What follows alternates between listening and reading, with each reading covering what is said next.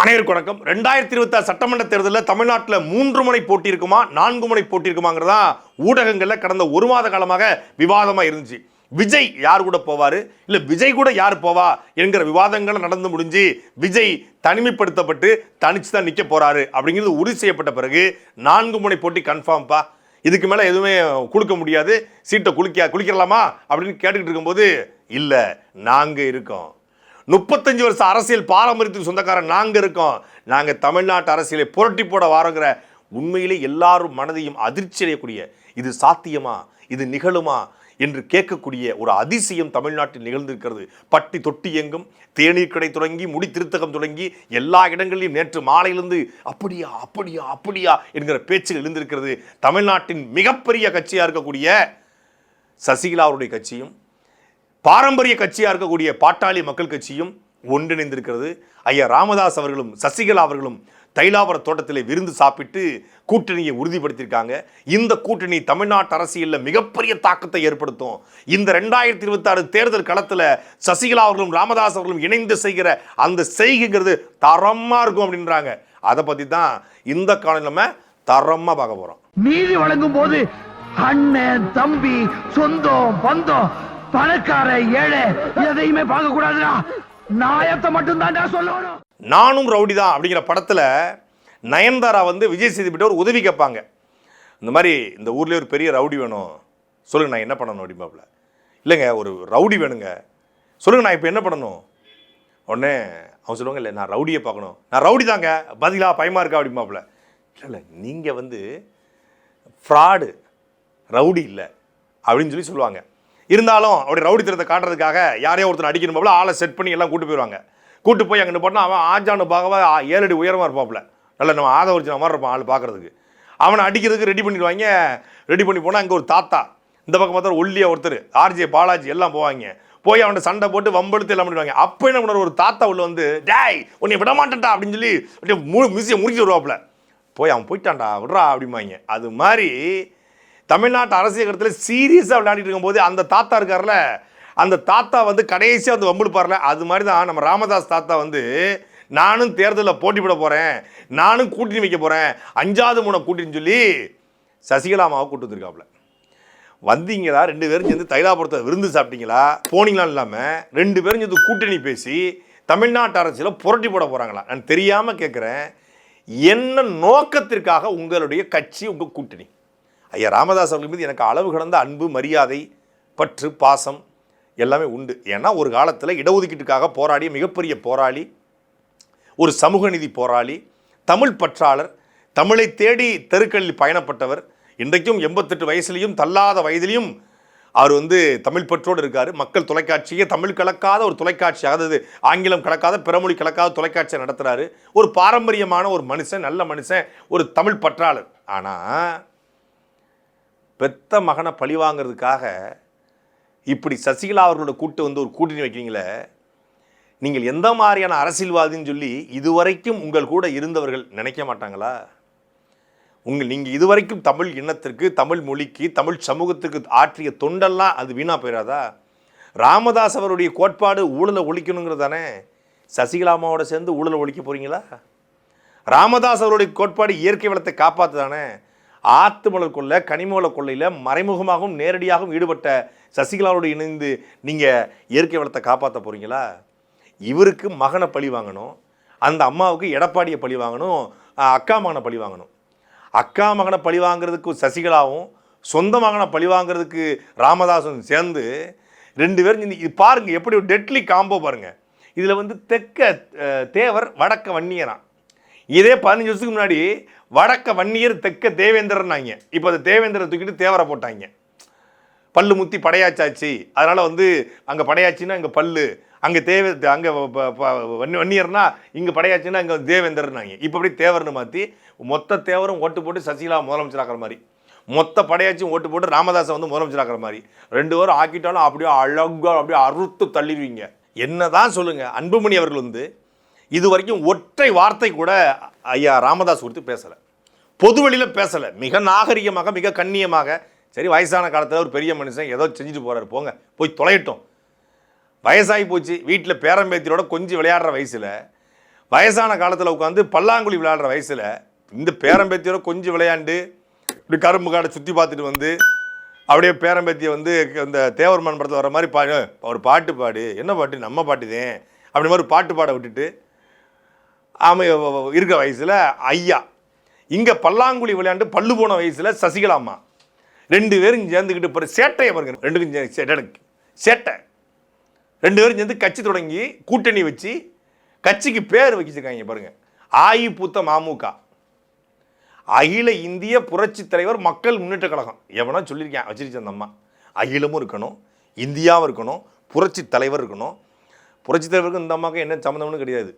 இது அம்மையார் ஜெயலலிதா அவர்களுக்கு படக்கேசட்டை வாங்கி கொண்டு கொடுத்து அதில் பழக்கமானது.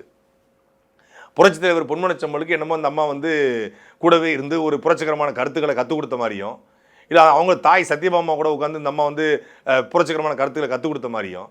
புரட்சி தலைவர் மக்கள் முன்னேற்ற கழகமா? எந்த மக்களை முன்னேற்ற போகிறீங்க நீங்கள்? எந்த மக்களை முன்னேற்றிருக்கீங்க? எந்த மக்களை முன்னேற்றிருக்க அரசியலுக்கு வரீங்க? உங்கள் ஒரு கட்சி அறிவிச்சா கொள்கைன்னு இருக்கணும்ல. என்ன கொள்கை? என்ன கொள்கையை பேசுவீங்க? ஊழல் ஒழிப்புன்னு பேசுவீங்களா? லஞ்சத்தை ஒழிப்புன்னு பேசுவீங்களா? ஆத்துமலை கொள்ளை தடுப்புன்னு பேசுவீங்களா? கனிமூல கொள்ளை தடுப்புன்னு பேசுவீங்களா? எதை பேசுவீங்க? எடப்பாடி பழனிசாமி ஒழிக, அதிமுக ஒழிக. எடப்பாடி பழனிசாமி ஓட்டு போடாதீங்க, அதிமுக ஓட்டு போடாதீங்க. இங்கே என் மகன் இருக்கிற கூட்டணிக்கு ஓட்டு போடாதீங்க, அதிமுக ஓட்டு போடாதீங்க, பிஜேபி ஓட்டு போடாதீங்க. வேற என்ன உங்கள் கொள்கை? ஒரு கட்சியை அழிப்பதற்கு யாராவது கட்சி தொடங்கி பார்த்துருக்கீங்களா?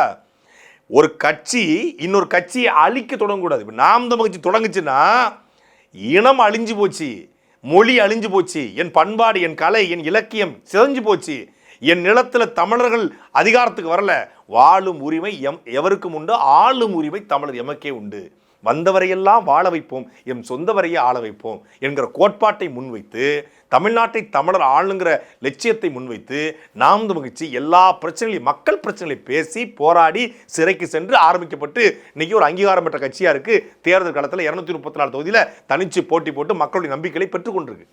நீங்கள் அதிமுக கூட இருந்து எல்லாத்தையும் அனுபவிச்சுட்டு இன்னைக்கு வந்து கடைசி காலத்தில் ஒத்த மனுஷி, பிள்ளையும் கிடையாது, யாரும் கிடையாது, குடும்பமும் கிடையாது, ஒத்த மனுஷிங்க. எத்தனாயிரம் கோடி இருக்கு. இத்தனாயிரம் கோடியில் தேர்தலுக்கு கூட்டணி வைப்பிற்கு 300 கோடி ரூபாய் கைமாறிச்சுன்னு சொல்றாங்க. சசிகலாவிட்ட வந்து இந்த பக்கம் 300 கோடி கைமாறிச்சான். இந்த பணத்தில் எத்தனை ஏழை பிள்ளைகளை படிக்க வைக்கலாம்?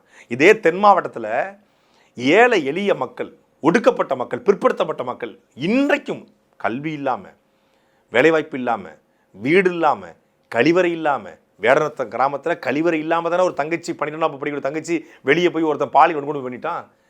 ஒரு 10,000 வீட்டுக்கு கழிவறை கட்டி கொடுத்தாங்க சசிகலா. அப்படின்னா நீ நல்ல மனுஷி. ஒரு நல்ல பள்ளிக்கூடம் கட்டி படிக்க வச்சாங்க, சசிகலா பள்ளிக்கூடம்னு வைங்க, நல்ல மனுஷி. புரட்சி தலைவி அம்மையார் ஜெயலலிதா கல்லூரி கட்டுறேன், அனுமதி கிடைக்காதா? கிடைக்கல சொல்லுங்க, நாங்கள் வாங்கி தரோம், போராடி வைங்க. அப்படி பண்ணலாம்ல. கல்லூரி கட்டலாம், ஒரு தொழிற்சாலை உருவாக்கலாம், 1000 பேருக்கு வேலை கொடுக்கலாம், எவ்வளவோ இலவசமாக வந்து ஒரு இராணுவத்திற்கு, காவல்துறைக்கு, ஐபிஎஸ்க்கு, ஐஏஎஸ்க்கு, குரூப் 1க்கு, யூபிஎஸ்சிக்கு இதுக்கு பயிற்சி கொடுக்கலாம், நீட் தேர்வுக்கு பயிற்சி கொடுக்கலாம். இதெல்லாம் செய்வது தானே உண்மையான சமூக சேவை. எங்ககிட்ட பணம் இல்லை, கோடி கோடியாக இருக்குது. ஒத்த மனுஷிக்கு போயஸ் தோட்டத்தில் 150 கோடியில் பங்கலாம். ஒத்த மனுஷிக்கு எவ்வளவு சேவை பண்ணலாம்? கல்யாண மண்டபம் கட்டி கொடுக்கலாம், முத்துராமலிங்க தேவர் பேரில் தாலிக்கு தங்கம் அறிவிச்சு ஒரு 10,000 பெண்களுக்கு கொடுக்கலாம். கொண்டாடுவங்க உங்கள் சமூகம். காலம் கடந்து நிற்பீங்களே, வள்ளல் பாண்டித்துறை தேவர் மாதிரி, மூக்கியா தேவர் மாதிரி, முத்துராமலிங்க தேவர் மாதிரி நிற்பீங்களே, அதை செய்கிறது கிடையாது. அதை செய்யாமல் நான் வந்து ஜெயிச்சு இனி சட்டசபைக்கு போய், அப்போ என்ன, தொகுதிக்கு 1000 ஓட்டு கூட வராது. ஆனால் என்ன, எடப்பாடி பழனிசாமி தோக்கடிக்கணும், டிடிவி தினகரனை தோக்கடிக்கணும், இங்கே ஐயா அண்ணன் அன்புமணியை தோக்கடிக்கணும். ஒருத்தனை தோக்கடிக்கணுங்கிறதுக்காக ஒரு கட்சியை தொடங்கி ஒரு கூட்டணி வச்சு, இவங்க யாரோட கூட்டணியா? 30 சீட்டு ஆளுக்கு 15 யார் கூட? யார் இருக்கா? போட்டுக்கிறப்பட்டி இந்த ரெண்டும் இது இவரை பழிவாங்க. யாரை பழிவாங்க? மகனை பழிவாங்க. இந்த அம்மா அக்கா மகனை பழிவாங்க. அங்கே வந்து சிஎம் மகனை பழிவாங்க தாவேக்கா. அவர் அதுக்கு தான் வந்திருக்காப்புல விஜய். சிஎம் பையனை மகனை பழிவாங்கணும், சொந்த மகனை பழிவாங்க ராமதாஸ், அக்கா மகனை பழிவாங்க சசிகலா அவர்கள், முதலமைச்சர் ஸ்டாலின் மகன் உதயநிதி ஸ்டாலினை பழிவாங்க தமிழக வெற்றி கழகம் விஜய். அப்போ 3 பேரும் சேர்ந்து எல்லா மகனையும் பழி வாங்கணும்னு சொல்லி அவருக்கு ஸ்டாலின் மகனையும் பழி வாங்கணும், தன் மகனையும் பழி வாங்கணும். அவன் மகன் முன்னாடி நான் வந்து ஜெயிச்சு காட்டணும். என் மகன் நீ வந்து போய் பேசிட்டான், நீ பண்ணுற சேட்டைக்கு அவன் பேசினான், உடனே என் மகனை வந்து நீ பேசிட்டான், நான் தோத்து போயிடுவேன்னு சொல்லிட்டான், உடனே வந்து என் மகனை வந்து பழி வாங்கணும், சொந்த மகனை பழி வாங்குறதுக்கு எல்லாம் கூடி இந்த மிச்ச சொச்சமும் சொச்ச மிச்சமும் ஒன்று கூடிச்சுன்னு சொல்லி விவேக் சொல்லுவாப்புல. அது மாதிரி மிச்ச சொச்சமும் சொச்ச மிச்சமும் ஒன்று கூடி நிற்குது. அதுக கூட கூட்டணி பேசியிருக்கு. தமிழ்நாட்டில் எல்லா அரசியல் கட்சி தலைவர்களும் இன்னைக்கு தேர்தல் தேதி அறிவிச்சிட்டாங்க. கூட்டணி பேச்சுவார்த்தை ஸ்டாலின் நடத்திக்கிட்டு இருக்காரு. எடப்பாடி பழனிசாமி அண்ட் கோ வந்து டெல்லியில் கூட்டணி பேச்சுவார்த்தை நடத்துகிறாங்க. அதனால் சீமான் நாளைக்கு திருத்தணியில் சாமி கும்பிட்டு தேர்தல் பரப்புரையை ஆரம்பிக்கிறாரு. கட்சித் தலைவர்கள் எல்லாரும் தமிழ்நாட்டில் எங்கெங்கே இருக்காங்க அப்படின்னு ஒரு பட்டியலை ஒரு ஊடகம் வெளியிட்டிருக்கு. இதெல்லாம் வருங்கால சந்ததிகள் தெரிந்து கொண்டு நாம் வந்து புரட்சிகரமான கருத்துக்களை பேசணும். ஸ்டாலின் சென்னையில் இருக்காப்லையா, எடப்பாடி பழனிசாமி சென்னை, செல்வ பெருந்தகை சென்னை, வைகோ சென்னை, நைனா நாகேந்திரன் சென்னை, சண்முகம் சென்னை, வீரபாண்டியன் சிபிஐ சென்னை, திருமாவளவன் விசிகா சென்னை புலம்பிட்டு இருக்காப்புல, பிரேமலதா சென்னை, அன்புமணி டெல்லி, ஜி.கே. வாசன் சென்னை, சீமா நாம் தமிழர் ஒருங்கிணைப்பாளர் சென்னை, டிடிவி தினகரன் அமமுக டெல்லி, விஜய் வளகாப்பு. மற்ற கட்சி தலைவர் பூரா கட்சியோட பார்த்துட்டு இருக்காங்க கூட்டணி பேச்சுவார்த்தையில். விஜய் மட்டும் வளகாப்புக்கு டெல்லி போயிருக்காரு. கட்சி தேர்தல் தேதி அறிவிச்சு இன்னும் 4 நாளில் தேர்தல் பிரச்சாரத்துக்கு போகணும். 30ஆம் தேதி நோட்டிஃபிகேஷன் வந்துடும். ஆனால் எதை பற்றியும் கவலைப்படாமல் அட்லி மனைவியோட வளகாப்புக்கு ஒருத்தன் போயிருக்கான்னா இவன் எப்பேற்பட்ட கட்சி தலைவன். இவங்க கூட இந்த 2 பேரும் சேர போகிறோம். தயவு செய்து சேருங்க. ஏன்னா குப்பையை வந்து ஒரு முக்கில் தனியாக, இந்த முக்கில் தனியாக, அந்த முக்கில் தனியாக மொத்தமாக சுட்டி நேராக வேக்கமாக போட்டு துளைக்கலான்னு இருக்கோம். அதனால் மொத்த குப்பையும் கூட்டத்துக்கு இந்த குப்பை போகிற பனை ஒரு போய் சேர்ந்தீங்கன்னா மொத்தமாக அழிடலாம்.